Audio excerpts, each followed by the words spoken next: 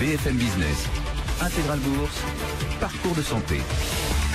Et il y a des choses à dire sur le secteur de la santé. D'ailleurs, des valeurs qui bougent aujourd'hui. On va parler de Carmat, on va parler de Genticel, on va parler d'Actelion également, qui est le feuilleton du moment. Alice Labouze est avec nous pour évoquer tous ces sujets. Bonjour Alice. Bonjour Grégoire. Présidente de Trecento Asset Management, et François Berton, journaliste pour tradingstat.com, spécialiste du secteur des biotech, qui nous accompagne également. François, bonjour. Bonjour Grégoire. Bon, les dossiers d'actualité, on parlera de Trump, la santé, tout ça, parce qu'on avait fait avant l'élection avec vous. Maintenant, on va faire après l'élection. Ça a été quand même le soulagement, on va dire ça comme ça, pour le secteur de la santé. Commentaires de part et d'autre sur le dossier Carmat. Alors, on a déjà beaucoup expliqué ce qui s'était passé, le décès d'un 5e patient. Alors, c'était le premier patient de l'étude pivot, donc la phase finale d'étude avant la commercialisation. Patient qui est mort assez rapidement, semble-t-il, puisqu'il a été transplanté en août et qu'il est mort 1 mois et demi après, selon toute vraisemblance. On n'a pas encore les analyses détaillées, même si Carmat, dans une première communication, nous dit que sa prothèse, donc prothèse cardiaque, on le rappelle, un cœur bioprothétique, que la prothèse n'est pas à l'origine, voilà, de ce décès. Et c'est possible. Enfin, oui. Justement, laissons le bénéfice du doute à Carmat sur ce point-là. Au moins, c'est vrai qu'à chaque fois qu'il y a comme ça le décès d'un patient, il y a tout un tas d'études qui sont mises en place pour essayer de comprendre d'où ça vient. On ne le sait pas encore. Alors c'est vrai que la sanction d'aujourd'hui est significative sur le cours de bourse, mais il est normal dans toutes les études cliniques que il y ait des moments un peu plus difficiles. Et en l'occurrence, c'est ce qu'on vit aujourd'hui. Bon, mais ça ne remet absolument pas en cause cette phase finale d'étude, parce que évidemment, alors, ce qui inquiète un peu peut-être les marchés, c'est que l'autorité de sûreté, l'autorité de sécurité du médicament, elle dit oulala, suspendez tout, arrêtez les transplantations, arrêtez les essais. Mais là aussi, c'est quelque chose de normal. Ça, c'est quelque chose de complètement normal. C'est-à-dire que ça ne veut absolument pas dire qu'il y a eu défaillance du cœur. Mais il y a peut-être aussi eu défaillance du cœur. C'est-à-dire qu'en fait, nous ne savons pas exactement ce qui s'est passé, et c'est les autorités qui pourront voir le vrai du faux sur le sujet. Après, c'est toujours pareil. Carmat est une société dans laquelle on a confiance, ou un peu moins. Donc voilà, chacun son point de vue. En tout cas, les investisseurs aujourd'hui s'inquiètent un petit peu, et bon. C'est des choses qui peuvent arriver. Oui, c'est ça, mais on est quand même dans des réactions un peu épidermiques, émotionnelles, ou en tout cas, voilà, c'est un peu de spéculation dans un sens ou dans un autre. Nous l'avions évoqué, on sait que c'est un titre et une valeur qui est assez épidermique. Chargé en émotions. Le dossier Carmat. François, vos commentaires là. Ce qu'on peut rappeler, oui, c'est que si on fait un petit historique, donc il y a eu 5 patients implantés, on l'a dit. Il y avait que les 2 premières sur lesquelles, les 2 premières implantations, les 2 premiers décès en fait étaient causés par une défaillance de la prothèse, et donc les 3 suivants, et puisque le dernier apparemment c'est pas non plus la prothèse n'est pas en cause, dans les 3 suivants il n'y avait pas de problème. Et puis il faut qu'on rappelle, alors même si dans la phase pivot, je crois qu'ils ont quand même un spectre de patients un peu plus large. Vingtaine. Mais ce sont quand même des gens qui sont censés mourir en quelques semaines ou quelques mois s'il n'y avait pas de transplantation. Donc on est quand même sur des profils de très grands cardiaques, François. Alors pour les 4 premiers, on était vraiment sur des cas qui avaient une espérance de quasi désespérée. Voilà, c'est ça. Pour l'étude pivot, c'est-à-dire la vingtaine de patients qui doivent être implantés en vue de la commercialisation, là le profil a été un peu modifié. Donc c'est des patients qui sont un peu en meilleure santé. Donc c'est vrai que c'est une déception que ce 5e patient et ce premier patient de la nouvelle étude soit décédé au bout d'1 mois et demi. Maintenant, il y a 19 patients qui doivent suivre. Sachant que oui, dans le cadre de l'étude pivot, le critère de survie c'était 6 mois. C'est pour ça que c'est décevant. D'accord. Mais voilà, après on peut rien. Encore une fois, c'est un patient sur les 20 qui doivent être transplantés dans le cadre de cette étude. Et ça implique pas de nouveaux, on va dire, de nouveaux retards dans le programme. Forcément, à ce stade, on peut rien dire. Bon, après, il y a une suspension quand même. Oui.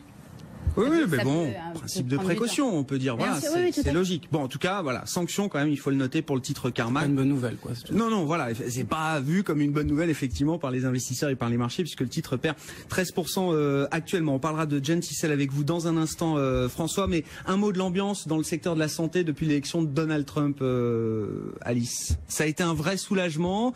Est-ce que, oui, on se dit que Donald Trump sera plus amical avec l'industrie de la santé que n'aurait pu l'être Hillary Clinton? En réalité, c'est un catalyseur très fort de revalorisation du secteur de la santé. Comme on l'avait évoqué ensemble, ça faisait plus d'1 an que les élections américaines apportaient un momentum négatif sur le secteur de la santé, avec Hillary Clinton qui avait été obligée de se positionner pendant les primaires démocrates face à Bernie Sanders, avoir un discours très dur sur la santé parce que Monsieur Sanders lui voulait quasiment nationaliser la santé. Donc pour aller chercher ces électeurs-là, elle a été obligée d'être puissante et forte sur ce sujet. Et à chaque fois qu'elle était en difficulté d'ailleurs, en difficulté dans sa campagne, elle tweetait. Elle ressortait, oui, c'est ça, le tweet sur les médicaments, le prix des médicaments, ou les sociétés qui jouaient pas le jeu. En disant, moi, présidente, j'encadrerai les prix des médicaments. Bon, visiblement, elle n'a pas assez convaincu puisqu'elle n'a pas été élue présidente. Et en l'occurrence, c'est Trump qui a gagné. Trump, évidemment, beaucoup plus favorable au secteur de la santé. Déjà, c'est la fin du momentum négatif Hillary Clinton. Et puis, surtout, c'est quelqu'un qui considère que le secteur de la santé est un secteur économique un peu comme les autres, qui méritent une libre fixation des prix, en tout cas pas d'ingérence significative de l'État. Et de la même manière, le Congrès, qui est maintenant à majorité républicaine, est quand même plutôt réputé proche des lobbies, notamment des lobbies pharmaceutiques. Et donc ça, c'est plutôt quelque chose de très positif. À cela s'ajoutent évidemment les mesures qu'il envisage de prendre, des mesures fiscales, l'abaissement de l'impôt sur les sociétés, évidemment la possibilité de rapatrier du cash moyennant, donc de l'étranger, moyennant un forfait seulement à 10%, ce qui fait que en plus, c'est le cas de plein de grands laboratoires pharmaceutiques qui ont beaucoup de cash à l'étranger. Du coup, a priori, en rapatriant ce cash, ils peuvent augmenter leurs dividendes, ils peuvent faire des programmes de rachat d'actions, donc tout ceci est très bien pour les actionnaires, et ils peuvent faire des fusions-acquisitions aux États-Unis, mais aussi en Europe. Oui. D'autant que la parité euro-dollar est maintenant en leur faveur. Donc c'est un coup extraordinaire aujourd'hui pour les laboratoires pharmaceutiques. Et ce qui se passe sur Actelion, la fameuse saga qu'on a vécue ces derniers jours, en est l'illustration. Ça fait 1 semaine, on en parlait il y a 1 semaine sur ce plateau d'Actelion, donc groupe suisse, biopharma suisse côté à Zurich. Et depuis, effectivement, c'est l'emballement. C'est un groupe qui est opéable, qui a plein de produits dans le pipe, dans les cartons, avec des résultats attendus en 2017. Exactement. Et évidemment, ils attisent un certain nombre de convoitises. Et oui, et notamment la convoitise de Johnson & Johnson, mais pas seulement. On sait que d'autres sociétés envisagent de se positionner si l'opération n'était pas faite. Juste Actelion, c'est une histoire incroyable parce que c'est une société qui a été créée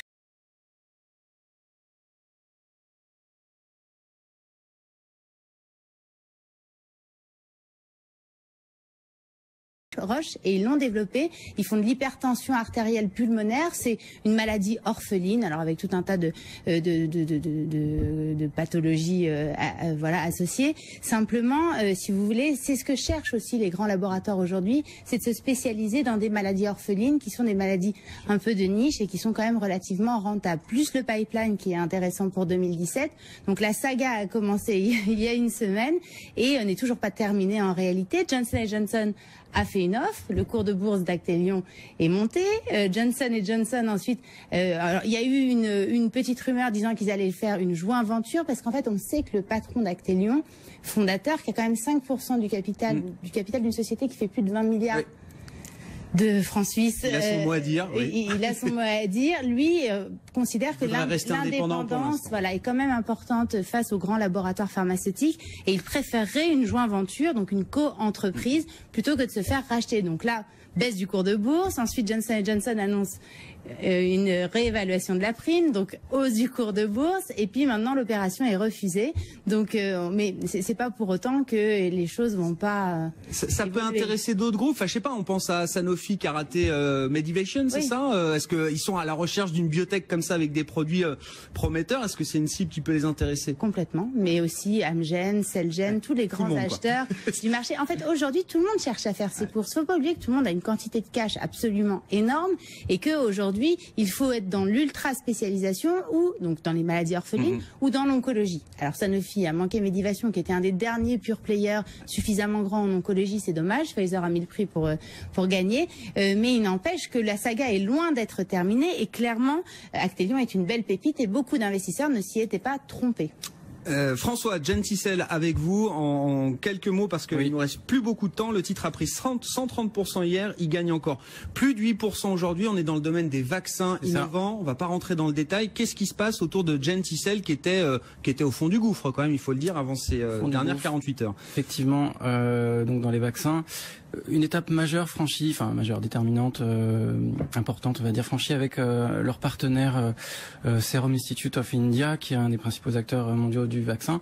Et ce partenaire a fait état de résultats précliniques excellents sur une technologie de Genticell, cette technologie permet de faire des vaccins plus performants, pour faire simple. Et voilà. Et donc c'est une bonne nouvelle. Ça déclenche un paiement, ce qu'on appelle un paiement d'étape dans le cas d'un accord de licence. Ouais. Un paiement d'étape de 1,2 million de dollars, sachant que si tout se passait bien par la suite, on aurait potentiellement 57 millions de dollars de paiement d'étape. Ça, c'est si le produit arrive sur le marché. Exactement. Voilà. Et puis s'il arrive sur le marché, il y aurait en plus des royalties. Mais en tout cas, ça rappelle que la technologie de Genticell est valorisable, peut être valorisée, et sachant aussi que ce partenaire indien ne détient pas les droits aux États-Unis, donc il pourrait y avoir un accord potentiellement, on ne sait pas, avec un partenaire pour les États-Unis.